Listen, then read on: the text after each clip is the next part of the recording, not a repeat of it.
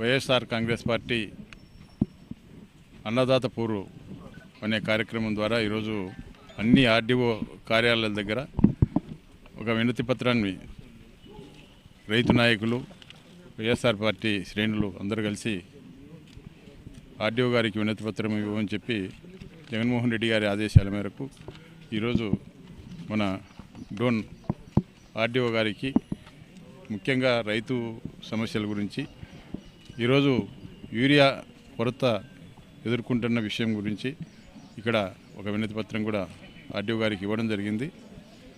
ఈ కూటమి ప్రభుత్వం అధికారంలోకి వచ్చిన తర్వాత ఈరోజు రైతులు ప్రతి రైతు కళ్ళల్లో కన్నీళ్ళు తప్ప ఏది కూడా మిగలడం లే. ఎందుకంటే ఈరోజు రైతులకు గిట్టుబాటు ధర లేదు.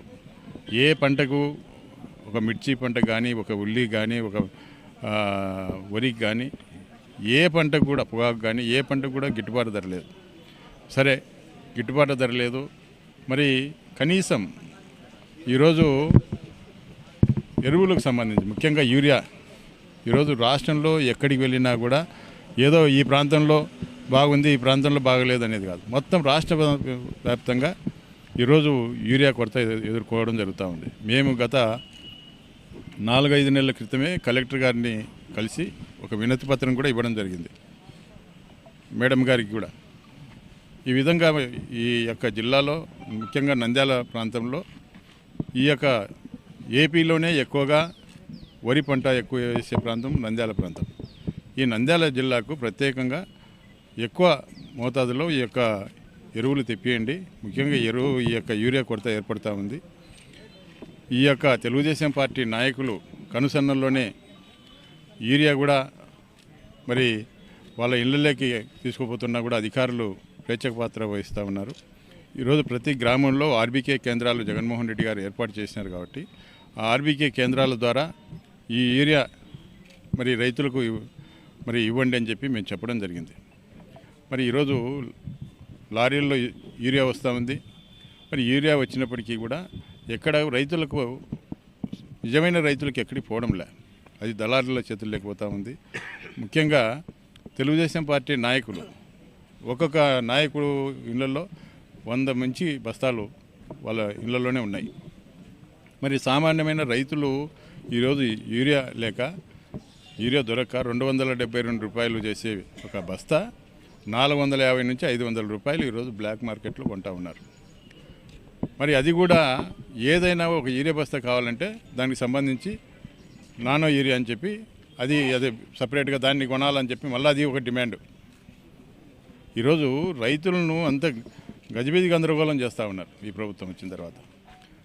మరి ఈ విధంగా చేస్తూ ఈరోజు సాక్షాత్తు ఈరోజు వ్యవసాయ శాఖ మంత్రి అచ్చెన్నాయుడు గారు చెప్తా ఉన్నారు, ఈరోజు రైతులందరూ క్యూలో నిలబడి రైతులు వాళ్ళ యొక్క పనులన్నీ వదిలిపెట్టుకొని వాళ్ళ పాస్బుక్లు అయితేనేమి, వేసుకునే టవల్స్ అయితేనేమి, లేకుంటే చెప్పుల చేతులు అయితేనేమి లైన్లో పెట్టించి పొద్దుటి నుంచి వాళ్ళు కనీసం అన్నము నీళ్లు లేకుండా పడిగాపులు కాస్తున్నా కూడా ఈ ప్రభుత్వానికి ఈరోజు కనీసం చీమ కుట్టినట్టు కూడా లేదు.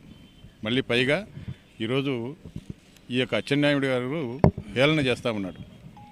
అంటే మనం పెళ్లి బంతికి పోతాము, భోజనానికి పోతాము, మరి బఫే తినడం లేదా, లైన్లో పోవడం లేదా అని చెప్పి ఏలన చేసే విధంగా మాట్లాడడం జరుగుతూ ఉంది. అదేవిధంగా చంద్రబాబు నాయుడు గారు కూడా ఈరోజు రైతుల గురించి మేము గతంలో మీకు 5,000 వేసినాను, ఎవరైనా మాట్లాడితే మరి నోరు జాగ్రత్త అని చెప్తా ఉన్నాడు, బెదిరిస్తూ ఉన్నాడు. ఎందుకంటే ఈరోజు రైతులు సమస్యలు ఎదుర్కొంటా ఉన్నారు. అయ్యా మాకు యూరియా ఇవ్వండి, ఎప్పుడు కూడా ఈ గతంలో ఎప్పుడు ఈ పరిస్థితి లేదు, మీరు ఇంతకుముందు మాకు గిట్టుబాటు ధర లేదు మా యొక్క పంటలకు, కనీసం యూరియానే ఇచ్చి ఆదుకోండి అని చెప్పి మహాప్రభు అని చెప్పి వేడుకుంటా ఉన్నారు. అయినా కూడా వాళ్ళకు రైతుల మీద కనికరం లేదు. ఎందుకంటే వాళ్ళు మొదటి నుంచి కూడా చంద్రబాబు నాయుడు గారు వ్యవసాయం దండగా, మీరు వరి వేయద్దు, 2 గేదెలను పెట్టుకోండి, అవే మీకు వృద్ధి చెందుతుందని చెప్పి ఉచిత సలహాలు చెప్తా ఉన్నాడు.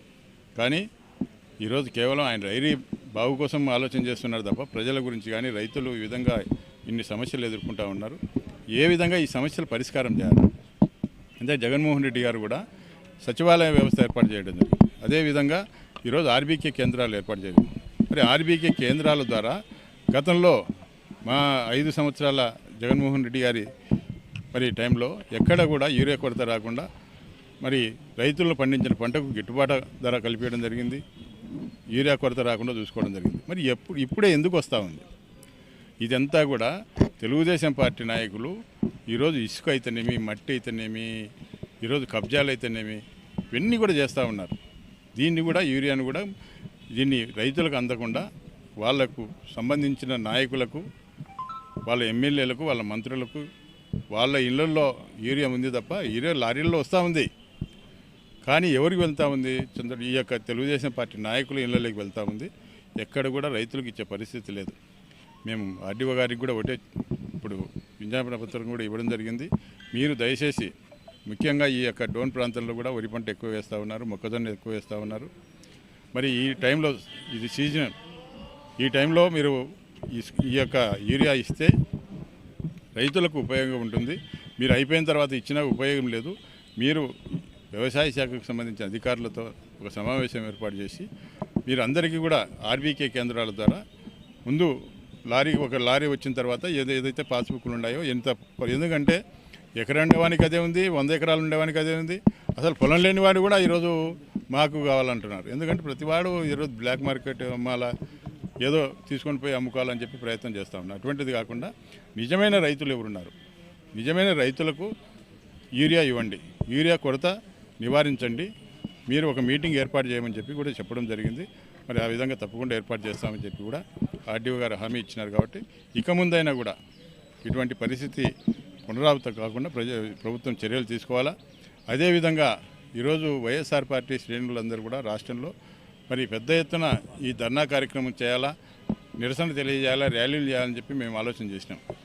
కానీ ఈరోజు ఈ ప్రభుత్వం ఒక మొండి వైఖరితో ఈరోజు ఈ యొక్క రైతుల యొక్క సమస్యల గురించి ఎక్కడ బయటికి వినపడకూడదు, కళ్ళకు కనపడకూడదని చెప్పి ఈరోజు పోలీసులను పెట్టి కేవలం ఆర్డీఓ దగ్గరికి కూడా 20 మందే రావాలా, ఎక్కడ ర్యాలీలు చేయకూడదు, ర్యాలీలు చేస్తే మేము కేసులు పెడతాం, జైళ్ళకు పంపిస్తామని చెప్పి ఒక బెదిరింపు ధోరణితో ఈ ప్రభుత్వం ఆలోచన చేస్తూ ఉంది. కాబట్టి ఈరోజు వీటికి నిరసనగా మరి ఈరోజు కేవలం చాలామంది కార్యకర్తలు, నాయకులు, రైతులు రావడం జరిగింది.